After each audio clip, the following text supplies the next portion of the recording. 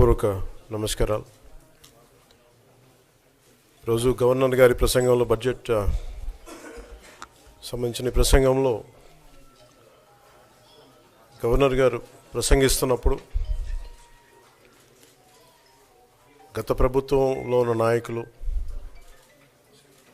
వారి సభ్యులు చాలా హుందాగా గవర్నర్ గారు ప్రభుత్వం తరపున ఆయన సందేశాన్ని తీసుకెళ్తున్నప్పుడు వారు చేసింది ఏమాత్రం సబబుగా లేదు. గవర్నర్ గారు గత నెల రోజులుగా ఆయన ఆరోగ్య పరిస్థితి బాగా లేకపోయినా కానీ కంటిన్యూస్గా తీవ్ర జ్వరంతో బాధపడుతున్నప్పటికీ కూడా ఆయన ప్రత్యేకించి వచ్చి ఆయన ఈ రోజుని చాలా ఘనంగా, చాలా బలంగా ఈ మెసేజ్ని ఇచ్చినందుకు ముందుగా గవర్నర్ గారికి మా ప్రత్యేక ధన్యవాదాలు. గవర్నర్ గారి ప్రసంగంలో వైసీపీ అగ్రనాయకత్వం కానీ, సీనియర్ నాయకులు కానీ, వారి ఎమ్మెల్సీ సభ్యులు కానీ గవర్నర్ గారి ప్రసంగం పత్రులు చించేయడం కానీ, లేదంటే వారు ప్రత్యేకించి డిమాండ్ మాకు ప్రతిపక్ష హోదా ఇవ్వాలి అనేది చాలా బలంగా మాట్లాడుతూ వచ్చారు. ఇది అడిగితే వచ్చేది కాదు, అది ప్రజలు ఇస్తేనే వస్తుంది. బేసిక్గా ఒకటి హయ్యెస్ట్ మెజారిటీ ఎవరికి ఉంది వాళ్ళు ప్రభుత్వం ఫామ్ చేస్తారు. వాళ్ళకంటే నెక్స్ట్ స్టేజ్ ఎవరికి ఉంటే వాళ్ళకి ప్రతిపక్ష హోదా ఇస్తారు. అంతేగాని గతంలో మేము ప్రభుత్వాన్ని పరిపాలించాం కాబట్టి మా ప్రతిపక్ష హోదా ఎవరికి ఇవ్వరు. కనీసం జనసేన కంటే కూడా ఒక సీట్ ఎక్కువ వచ్చినా కానీ వాళ్ళకి ప్రతిపక్ష హోదా దక్కేది. ఈ రోజున ప్రభుత్వంలో సెకండ్ లార్జెస్ట్ పార్టీ జనసేన. దాన్ని ప్రజల దృష్టికి తీసుకొద్దాం. వైసీపీ నాయకులు వాళ్ళు చేస్తుంది ఏంటంటే మాకు ప్రతిపక్ష హోదా ఇస్తే తప్ప మేము అసెంబ్లీలో అడుగు పెట్టాం, లేదంటే ప్రసంగాలను అడ్డుకుంటాం అని. ఇది సరైన మెసేజ్ బయటికి వెళ్దాం. ఇది సరైన విధానం కూడా కాదు. ఇది ప్రజలందరికీ తెలియజేయాలనుకున్నాం. ఇది ప్రతిపక్ష హోదా ఏ పరిస్థితిలో వస్తుందంటే మీకు రూలింగ్ పార్టీ కంటే కూడా అత్యధికంగా ఇంకొక సీట్లు వాళ్ళకంటే మీరు వస్తే, దాని తర్వాత స్థానం మీకు వస్తే ఖచ్చితంగా ప్రతిపక్ష హోదా వాళ్ళకే ఉంటుంది. 21 సీట్లు ఉన్న జనసేన, 11 సీట్లు ఉన్న వైసీపీకి ప్రతిపక్ష హోదా ఎలా వస్తుంది? మేము వస్తే తప్ప మేము అసెంబ్లీకి రాము, ఇలా గవర్నర్ ప్రసంగాలను అడ్డుకుంటాం అనేది ఇది సరైనది కాదు. ఇది ప్రజలందరికీ కూడా తెలియచేస్తున్నాం ఈ సందర్భంలో. అందుకని ఇది భవిష్యత్తులో కూడా మేము కోరుకునేది వైసీపీ నాయకుల్ని, మీకు ప్రతిపక్ష హోదా ఇవ్వకపోయినా ప్రజలు మీకు 11 సీట్లు ఇచ్చారు, దాన్ని గౌరవించి మీరు అసెంబ్లీకి రండి. మీ స్థాయికి తగ్గట్టుగా మీకు మీకు ఎన్ని ప్రశ్నలు అడగాలో దాని తగ్గట్టుగా ఇస్తారు మీకు.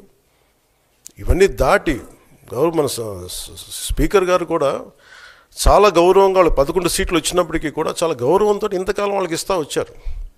ప్రశ్నోత్తరాల సమయంలో కూడా ఆయనకి ఇచ్చారు.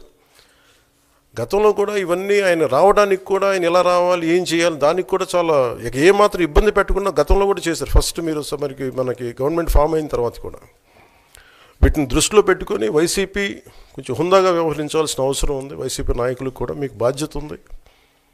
గవర్నర్ గారి ప్రసంగాన్ని మీరు ఆ విధంగా మీరు ప్రశాంతంగా విని దాన్ని వచ్చే జరుగుతున్న సమావేశాల్లో మీరు దాని మీద లోటుపాట్లు మీరు చెప్తే బాగుంటుంది తప్ప ఇలా కూర్చోబెట్టి అరుపులు, కేకలు ఇది సమంజసంగా లేదు. అంటే అర్ధాంతరంగా ప్రతిదానికి అసెంబ్లీలోకి రాగానే గొడవ పెట్టుకోవాలి, దేన్నైనా విభేదించాలనేది ఇది చాలా లో లెవెల్ ఆలోచన విధానం, లో లెవెల్ స్ట్రాటజీ. అది ప్లీజ్ మీరు అప్గ్రేడ్ అవ్వండి, మీరు అప్లిఫ్ట్ చేసుకొని మీరు కూర్చోబెట్టి డెమోక్రటిక్ ప్రాసెస్కి గౌరవం ఇవ్వండి. మనస్ఫూర్తిగా వైసీపీ నాయకులకి ఇది నా విన్నపం, నా విజ్ఞాపన. This what I would like to say. And నిజంగా కావాలి అంటే మీరు ఈ 5 సంవత్సరాల్లో మీరు ప్రతిపక్ష హోదా మీకు రాదు. అది మీరు మెంటల్గా ప్రిపేర్ అయిపోండి. 11 సీట్లతోటి మీకు ప్రతిపక్ష హోదా ఇవ్వబడదు. రాదు. ఎందుకంటే ఇట్ ఈస్ చంద్రబాబు గారు, గౌరవ ముఖ్యమంత్రి చంద్రబాబు గారు డిసైడ్ చేసేది కాదు, జనసేన డిసైడ్ చేసేది కాదు. దానికి రూల్స్ ఉన్నాయి, దానికి రెగ్యులేషన్స్ ఉన్నాయి, నామ్స్ ఉన్నాయి. ఉదాహరణకి నేనే ప్రభుత్వం, మన కేంద్ర ప్రభుత్వం ఫార్మేషన్కి మేము వెళ్ళినప్పుడు పార్లమెంటరీ లీడర్ని ఎన్నుకోవాలి మనం కూర్చున్నప్పుడు, ఎన్డీఏ పక్ష నాయకుడు ఎన్నుకోవాలనుకున్నప్పుడు నేను నాయకుల స్థాయిలో నేను కూర్చున్నాను. అదే నేను ఇక్కడ మంత్రిగా ప్రమాణ స్వీకారం చేసేటప్పటికి నన్ను ప్రధానమంత్రి గారి పక్కన నన్ను కూర్చోబెట్టలా. నేను డిప్యూటీ సీఎం అయినప్పటికీ కూడా అది మంత్రి హోదానే కాబట్టి తిరిగి నన్ను మంత్రులందరూ పక్కనే కూర్చోబెట్టారు తప్ప ప్రత్యేకంగా నన్ను అక్కడ కూర్చోబెట్టలేదు. అంటే very specific rules and regulations నడుస్తాయి.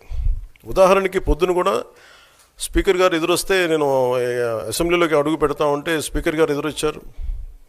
మనకి వచ్చి ఆయన కూడా ఆయనతో పాటు రండి అని వెళ్తుంటే ముందుకు తీసుకెళ్తుంటే నాకు అనిపించింది, సార్ ఇది డిప్యూటీ సీఎంకి ప్రోటోకాల్ ఉండదు, ఓన్లీ ముఖ్యమంత్రి గారు, స్పీకర్, మనకు కౌన్సిల్లో ఉండే చైర్మన్ ఆయనే మీరు చేయాల్సింది తప్ప ఇది మేము ఉండేది కాదని చెప్పి నేనే వెళ్ళిపోయాను. ఎందుకంటే మేమే ప్రోటోకాల్స్ బ్రేక్ ఎందుకు చేయమంటే మాకు లేని ప్రోటోకాల్ మేము అడగం. అలాగే వైసీపీ నాయకత్వం కూడా గుర్తించాల్సింది, ఇది మీకు హోదా ఇవ్వబడదు. ఇది చంద్రబాబు గారు ఆప్ చేస్తేనే కాదు, ఇది ఎవరు ఆప్ చేసింది కాదు, మీకు ప్రజలు మీకు ఇవ్వలేదు. మీకు అది మీరు దృష్టిలో పెట్టుకొని మీరు ప్రవర్తించాల్సింది మనస్ఫూర్తిగా నేను వారిని కోరుకున్నాను. అంతేగాని వారిని ఎక్కడ అవమానం పరచాలని కానీ వారిని తగ్గించాలని కానీ లేదు. 175 సీట్లు కేవలం 11 సీట్లు ఇచ్చారు వాళ్ళకి. ఆ దృష్టిలో పెట్టుకొని ప్రవర్తించవలసిందిగా మనస్ఫూర్తిగా వారికి కోరుకుంటూ మీకు తెలియజేసుకున్నాను. Thank you.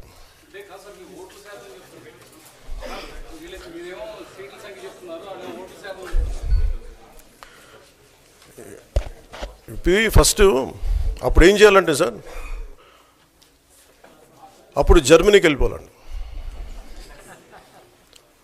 ఇప్పుడు జర్మనీలో ఏంటంటేనండి, నేను జర్మనీ రిజల్ట్స్ కూడా ఏదో వచ్చినాయి చూస్తా ఉన్నాను ఎలక్షన్స్లో.